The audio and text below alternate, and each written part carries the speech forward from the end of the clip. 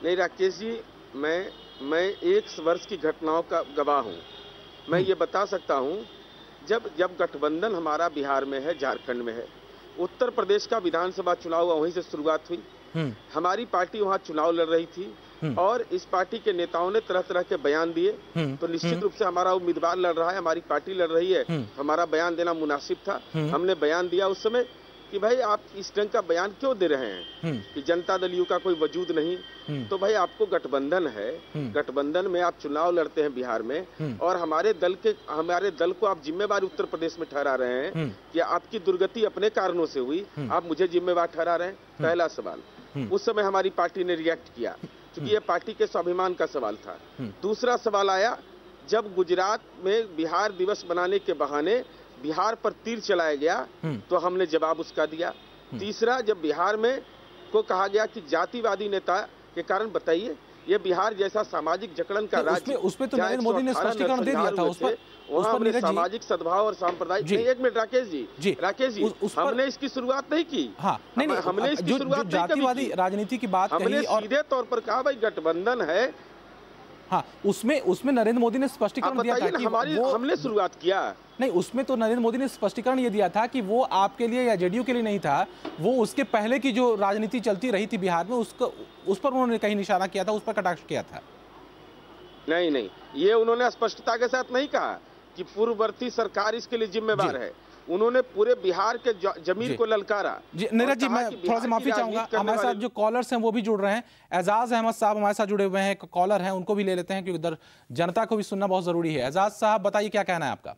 मेरा तो ये मानना है कि भारतीय जनता पार्टी और जनता दल यू मिल करके नूरा कुश्ती खेल रहे हैं। एक तरफ भारतीय जनता पार्टी अपना हिंदुत्व वोट को मजबूत करना चाहती है, तो दूसरी तरफ नीतीश कुमार सेकुलरिज्म के नाम पर अकलियतों का वोट लेने का प्रयास कर रहे हैं। लेकिन अकलियत इनके चाल और चरित्र को अच्छी तरह से जान रहे हैं, क्योंकि नीतीश कुमार के राज्य में बिहार में जो आरएसएस का कैंप लगा, राजगीर में जो प्रशिक्षण शिविर हुआ, यहाँ पर प्रवीण तोगड़िया और अशोक सिंघल जैसे लोग आकर के जिस भाषा का इस्तेमाल किए, ये सर्वविदित है।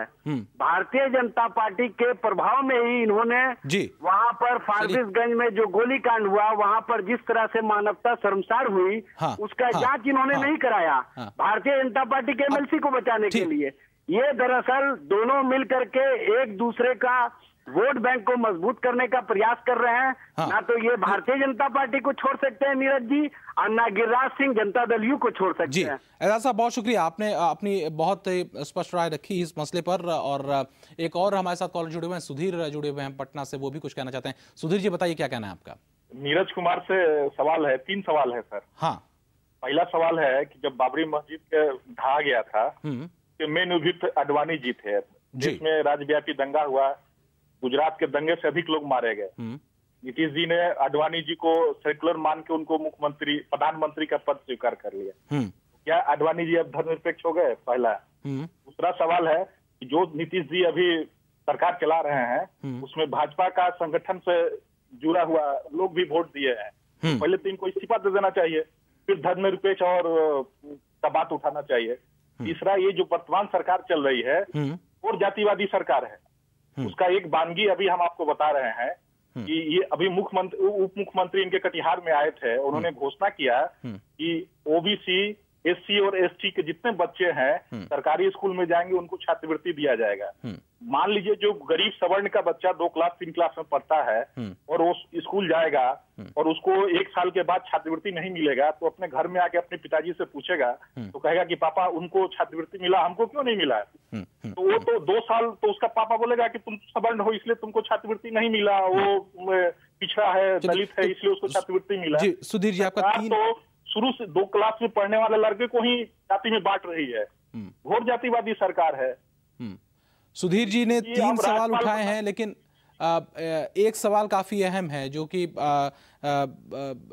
नीरज जी आपने सुना होगा, जब पहला सवाल उनका था खास करके आडवाणी जी को लेकर के, उस पर आपकी राय?